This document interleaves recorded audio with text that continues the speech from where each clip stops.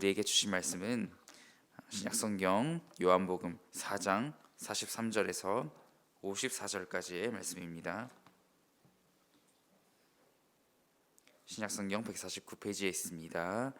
요한복음 4장 43절에서 54절까지의 말씀입니다. 함께 합독하시겠습니다. 시작. 이틀이 지나매 예수께서 거기를 떠나 갈릴리로 가시며 친히 증언하시기를 선지자가 고향에서는 높임을 받지 못한다 하시고 갈릴리에 이르시매 갈릴리인들이 그를 영접하니 이는 자기들도 명절에 갔다가 예수께서 명절 중 예루살렘에서 하신 모든 일을 보았음이더라. 예수께서 다시 갈릴리 가나에 이르시니 전에 물로 포도주를 만드신 곳이라. 왕의 신하가 있어 그의 아들이 가버나움에서 병들었더니 그가 예수께서 유대로부터 갈릴리로 오셨다는 것을 듣고 가서 청하되 내려오셔서 내 아들의 병을 고쳐주소서 하니 그가 거의 죽게 되었음이라. 예수께서 이르시되 너희는 표적과 기사를 보지 못하면 도무지 믿지 아니하리라. 신하가 이르되 주여 내 아이가 죽기 전에 내려오소서. 예수께서 이르시되 가라 내 아들이 살아있다 하시니 그 사람이 예수께서 하신 말씀을 믿고 가더니 내려가는 길에서 그 종들이 오가다 만나서 아이가 살아있다 하거늘 그 낫기 시작한 때를 물은즉 어제 7시에 열기가 떨어졌나이다 하는지라. 그의 아버지가 예수께서 내 아들이 살아있다 말씀하신 그때인 줄 알고 자기와 그 온 집안이 다 믿으니라. 이것은 예수께서 유대에서 갈릴리로 오신 후에 행하신 두 번째 표적이니라. 아멘. 주신 말씀 통하여 잠시 묵상하시겠습니다. 오늘 말씀의 배경부터 잠시 설명드리면 예수님과 제자들이 사마리아 마을에서 갈릴리로 이동하는 장면이 소개됩니다. 유월절 이후에 유대 땅에 잠시 머무실 때 바리새인과의 불필요한 마찰을 피하기 위해서 갈릴리로 가려 하셨던 계획을 이루시게 됩니다. 요한은 예수님의 갈릴리 도착 전으로 두 가지를 소개하고 있어요. 하나는 예수님의 말씀인데요, 친히 증언하시는 그 말씀의 44절입니다. 친히 증언하시기를 선지자가 고향에서는 높임을 받지 못한다 하시고, 선지자는 자기 고향에서 높임 받지 못한다고 하십니다. 이어지는 것은 이 갈릴리 사람들의 반응입니다. 하나님이신 예수님은 그의 말씀을 듣고 따르는 믿음을 원하시는 분이십니다. 오늘 본문 말씀에서는 표적의 종류가 나옵니다. 하나는 표적만을 본 믿음인데요, 어떤 놀라운 일이 나타나야 하고 또 반전이 있어야 하는 그런 기적만을 바라는 갈릴리인들의 믿음, 예수님의 어린 시절부터 봐온 그들이어서 예수님의 모든 것을 안다고 생각하는 갈릴리인들이 예수님을 환영하고 있습니다. 겉으로 보기에는 환영을 하고 있기에 그다지 문제가 없어 보입니다. 무난해 보이지만 그 이면을 들여다보면 그렇지 않죠. 주님의 마음에 합당한 믿음이 아니었습니다. 주님은 표적을 보고자 하는 마음을 내려놓기를 원하셨습니다. 만약 갈릴리인들이 예수님의 말씀이 어떻게 얼마만큼의 그들의 삶의 변화를 줄 것인가를 알았더라면 그러지 못했겠죠. 오늘 우리가 표적만 보기 원하는 믿음, 그저 표적을 보고 놀라고 나면 다시 돌아서서 주님 없이 살아가는 정도의 믿음을 가지고 있지 않았을까요? 아무튼 예수님께서 선지자가 환영받지 못한다고 말씀하신 것과 또 갈릴리 사람들이 예수님의 귀향을 환영받는 장면은 서로 모순되고 있습니다. 마치 예수님의 증거가 틀린 것 같아요. 이를 이해하려면 세 가지를 고려해야 하는데요, 먼저 자기 고향이라는 표현입니다. 1차적으로는 갈릴리를 의미하지만 사마리아에서 갈릴리로 가는 과정이기 때문에 문맥상 사마리아와 대조되는 유대인 거주 지역을 의미할 수도 있습니다. 그렇다면 이 말은 예수님의 사역에 반응하지 않는 유대인에 대한 안타까움을 토로하시는 것이 되는 것이죠. 둘째는 예수님의 갈릴리 사역입니다. 그의 이번 사역은 이 지역에서의 첫 공적 사역입니다. 이전 가나의 기적은 소수만 목격한 것이지만 이후 여러 표적은 예루살렘에서 행한 것이었기 때문입니다. 이 사역에 대한 갈릴리인들의 반응이 아직 나타나지 않은 것이라고 할 수 있습니다. 세 번째는 갈릴리 사람들의 반응이 얼마만큼 계속되느냐인데요. 갈릴리인들의 환영은 시작 부분은 나오는데 이후 내용에서는 갈릴리인들 역시 예수님에 대해 부정적인 반응을 보인다는 것입니다. 이 세 가지를 참고하면 모순되는 듯한 맥락을 좀 더 올바르게 이해할 수 있을 것입니다. 결론적으로 갈릴리인들은 메시아를 올바르게 환영하지 못한 것입니다. 이와는 반대로 한 왕의 신화가 나옵니다. 이 사람의 믿음이 오늘 본문에서 특히 조명되고 있습니다. 배경 또한 가나를 재조명하면서 이 이야기가 펼쳐집니다. 46절입니다.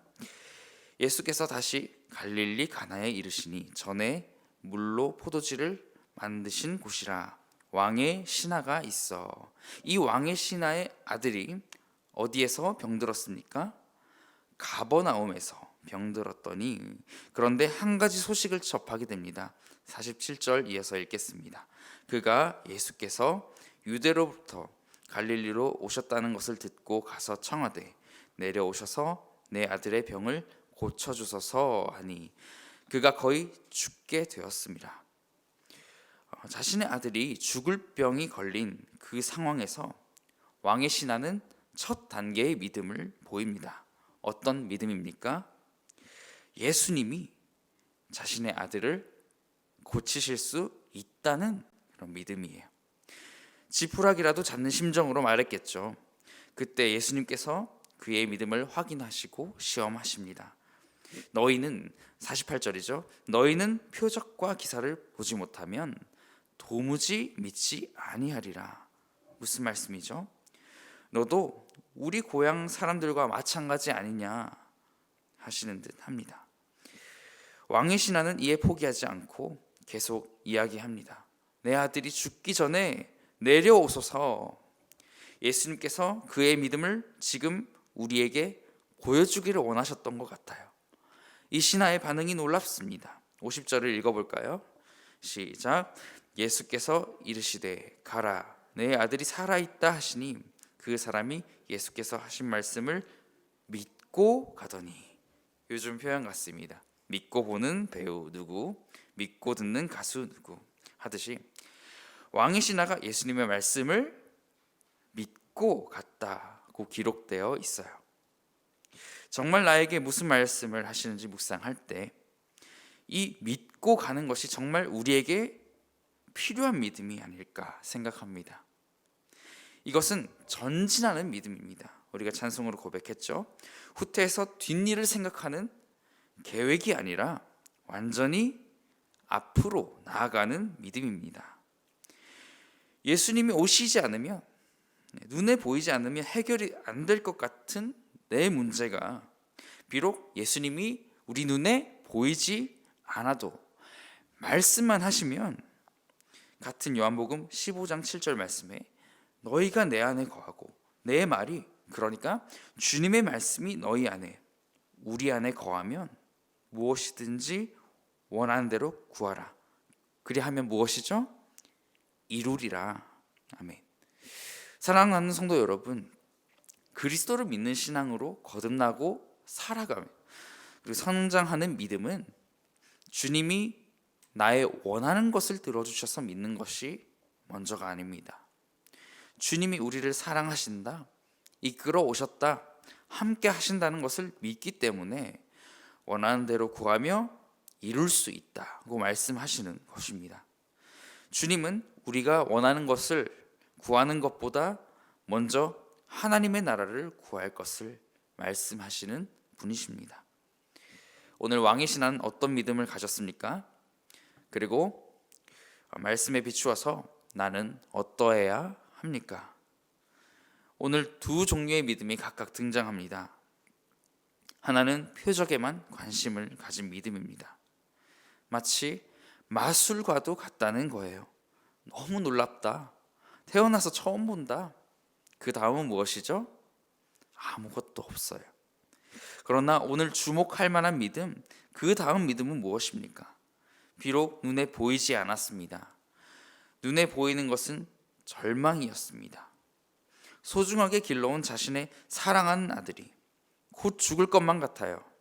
그렇지만 주님이 단지 말씀만 하셨을 때 표적과 기사가 눈에 보이지 않지만 어떻게 해요? 믿고 가더니 정말 그의 당장을 알 수 없는 순간에 믿음의 여정이 증인들을 통해 나타나고 있죠. 내려가는 길에서 그 종들이 오다가 만나서 그를 안도하게 하고 그의 온 집안이 믿음을 갖는 귀한 열매를 맺는 중요한 순간이 찾아옵니다. 바로 아이가 살아있다라는 거예요. 많은 증거 가운데서도 예수님이 말씀하셨던 그때와 아이가 낫기 시작한 때와 일치하는 증거를 알게 되고 그의 온 집안이 예수님을 믿게 되는 그 역사가 나타납니다. 이 오늘의 말씀은 예수님의 두 번째 기적이며 사역이었습니다. 사랑하는 성도 여러분, 우리 믿음의 성장은 거친 인생길 가운데 나타날 수 있습니다. 신앙의 여정 속에 주님을 만난 그때를 기억할 때 찬양도 있지 않습니까? 우리가 처음 만난 그때가 차가운 새벽이다. 그러니까 거칠고 파란만장하고 정신없고 혼돈스러운 그때, 여러분이 마음을 잡을 수 없었던 그때 주님이 찾아오셨다. 그 기억을 떠올려 보시기 바랍니다. 때로는 많은 기적의 간증들 앞에 평준화가 될 수도 있어요. 나는 왜 저렇게 살아가지 못하지? 왜 나에게는 그런 기적이 일어나지 않지? 그것에 너무 얽매이지 마시기 바랍니다. 그것이 잘못되었다는 것이 아닙니다. 하나님이 행하신 그 사람들의 180도 달라진 그 인생들의 놀라운 간증들이에요. 하지만 그 변화가 없음에도 여전히 주님을 배반하지 않고 돌아서지 않고 붙들고 있을 수 있는 갈릴리 사람들의 일시적인 환영에서 그치지 않고 왕의 신하처럼 달려갈 수 있는 신뢰, 믿고 가는 그 다름질을 하는 귀한 믿음을 갖는 우리 모든 사랑하는 구리지구 종교의 성도님들 되시기를 소망합니다. 기도하시겠습니다.